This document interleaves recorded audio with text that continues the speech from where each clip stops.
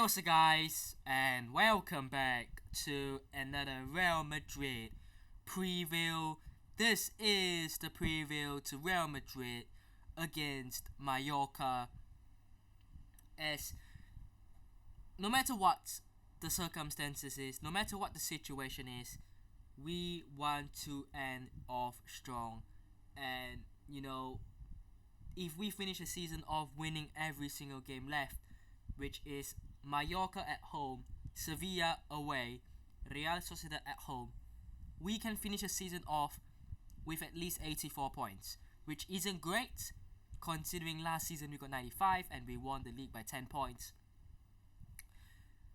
But at least we can salvage some good momentum, and we can just not brush things off, because I think the wound is already there and I think it will be there. But at least you can have some positives towards the end of the season. And certainly losing 1, 2 or even all 3 of the last 3 games would not help. And I don't think Real Madrid will lose all 3. I think we are capable of winning all 3. I just don't think we have been good enough against the big sides, against Barcelona, against teams in the Champions League like Liverpool, like Arsenal. When we are playing against teams that can kill us off, we just haven't been good enough. So look, we're not gonna dwell and we're not gonna focus on what this season has been. I will do obviously the season annual ranking list, tier list, and we will go through each player and the season in general, and we will talk about the season. But for the next 3 games, we just want to end off strongly, and that is the story. We're not going to think about winning the league anymore, because 7 points.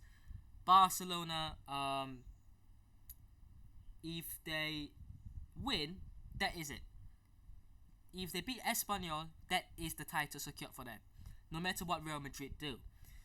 If Real Madrid don't win, then Barcelona will get the title anyways. So look, it's one of those where you're just thinking too much.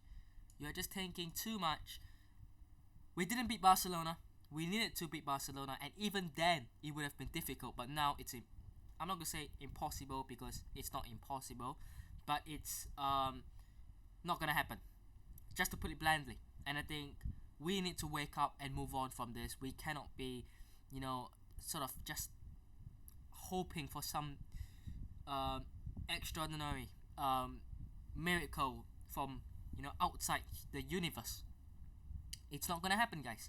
So let's just enjoy the next 3 games. I don't know how we can expect ourselves to enjoy, to be honest, but let's try. I'm gonna go straight in and preview the game, because I don't think there's a lot to talk about. La Liga, like I said, it's over. The season, it's over. I'm really looking forward to what next season promises. I think Xabi Alonso coming in, I think he's very exciting. I think we have a good manager coming in. It's not confirmed 100%, but it will be soon. So yeah, we've got a good manager coming in. We've got players that will be coming in, like Trent. Again, not confirmed, but it will happen. And we are also being linked with players like Dean Hewson, who is a dream target of mine for centre back. I think he would be exciting, and hopefully, in the upcoming weeks as well, we hopefully looking for a left back. Maybe some players will leave. We know Lucas Vazquez will certainly leave. And who knows if Luka Modric will he stay for another season?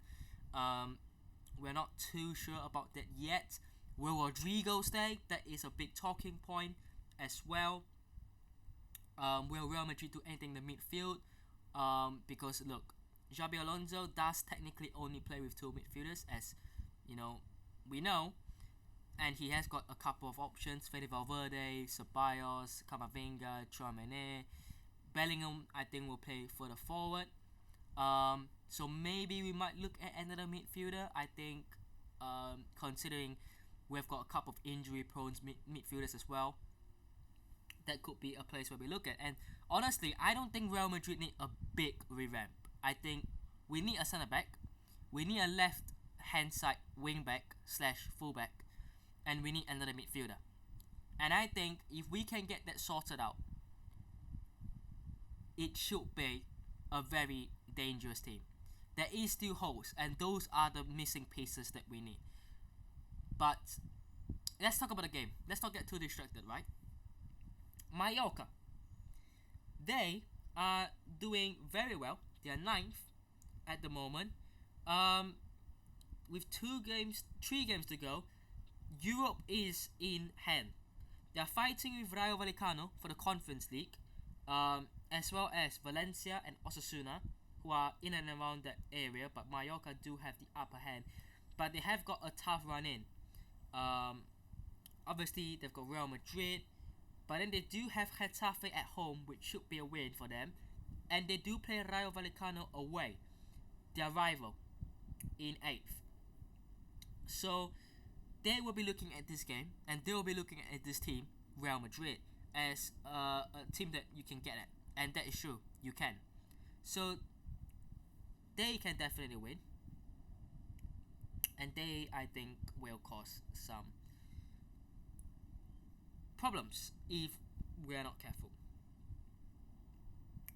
Their current form, away form, they lost their last away game against Girona. They lost away to Barcelona, but narrowly. They beat Real Sociedad away, actually. They lost to Valencia away. They drew with Athletic Club away. They drew with Sevilla away back in February, but yeah, we're not going to go too far back. Just a couple of last away games, they have actually done quite well. Even the games that they have lost away, it has been close. So I don't think this will be a walkover. I think you're looking at a 2-1 type result, 3-2. We could see a 3-2 because Real Madrid will definitely concede. I don't trust this defense, to be honest. And the fact that not only did we already have Militao injured, Carvajal injured, and then obviously we had Camavinga injured, he can fill in a left back fine. Mendy, Rudiger, we thought that was bad. And then, guess what? We had Lucas Vazquez suffer an injury. And, oh wait, I forgot, Vini Jr. as well. He's not in the squad list. For some reason, I'm literally looking at the squad list, and for some reason I thought he was in it. My bad. I will go and fix it. Right, I fixed it. I will talk about my choice and reasoning. But yeah, the squad list, Vazquez picked up an injury. Vini Jr. also picked up an injury, which means they will be out for the next 2 games. Apparently, they will be back for Sociedad. Not sure how accurate that is. If Lucas Vazquez isn't back, then he won't get a proper send-off from the Bernabeu.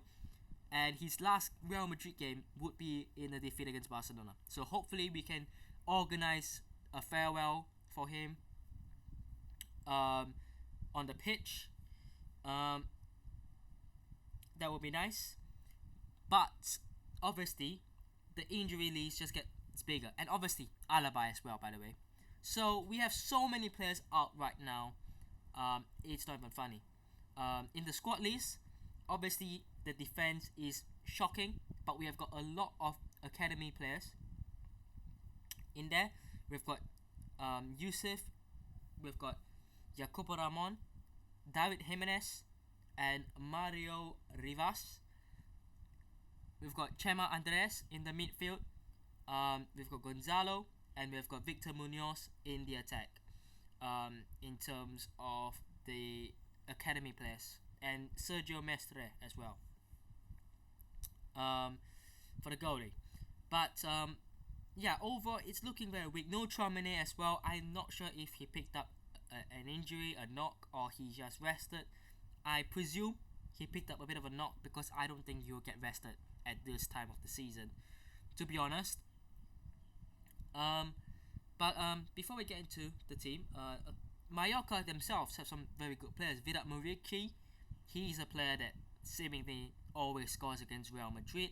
They've got Asano, Larin, Pablo Maffeo, obviously Mojica, Dani Rodriguez, Chiquinho, Sergi Dade, very good player, Antonio Sanchez. Yeah, they've got a very good team. The Spanish core as well, which would be very good, of course. But my starting 11 for Real Madrid, I saw this post from once again I forgot. Was it Madrid Zone? It was, wasn't it? Was it Madrid Zone? I don't know actually. It's one of the Madrid accounts, right? In terms of the news coverage, and it was saying that there could be a potential backline of David Jimenez, Jacobo Ramon, Asensio, and Fran Garcia, which will make it a back four of academy players. I have gone with just three. I've gone Fran Garcia. Obviously, he did come true. He is a more developed player compared to, Jacobo Ramon, David Jimenez, Mario Rivas, for example. But he's still an academy player. Obviously, Courtois and goal is self-explanatory. Jacobo Ramon, there isn't anyone in the defense. Jesus Vallejo has not played a single minute since he came on early this season, and he, basically nearly screwed up against, I want to say Espanyol, if I'm not mistaken. Might be wrong. I don't think it is Espanyol actually, but it's one of those teams. But he came on then and he nearly screwed the team up. So yeah, he's not gonna play anymore and he will leave. Jacobo Ramon, I think starts. Exciting player, young player, give him a chance. Next to Asensio, two young players. There isn't a defender. No Alaba, no Rudiger, no Militao, not even Tchouaméni. So there is no one. You have to play these two. But at right back, I think we could start David Jimenez. But I put Valverde there because I think it's a bit more of a secure pick. I wouldn't be surprised seeing David Jimenez though. In the midfield, this is why I wouldn't be surprised seeing Valverde not play at right back. Because I think, personally, I would drop Bellingham. And I would either play David Jimenez at right back and Fede Valverde at centre mid. Or I would probably look at Arda Güler in the midfield with Ceballos and Modric, and then the front line of Brahim, Mbappe, Endrick. But here's my 50-50. Do I think Bellingham will be dropped? I don't think so. I think he will play, which isn't great because I think Bellingham is tired, he's frustrated, he's playing not at his 100%. I think he should not play, at least not for the next 2 games. But if you're gonna play him, then okay, him and Ceballos and Modric, cool. And in the attack, Arda Güler will definitely start. I think he is more likely to start in the attack actually, which is probably why he won't drop down to midfield, and which is probably why Bellingham will start. And in the attack, I could have gone Mbappe and Endrick and put Mbappe on the left, but I think Brahim offers much more in the attack in terms of, I think we know Endrick's potential, but we just haven't seen quite enough when it comes to being a poacher, being that raw number 9. He really isn't the ideal number 9 because he's not physically developed yet. He's a small player. I would say he's a very good player who is not a striker but a roaming attacking option, like almost like a second striker, a centre forward, not the main striker, but a player who could play next to the striker, which means next season we could probably see Endrick play in behind the striker like Mbappe. We'll see.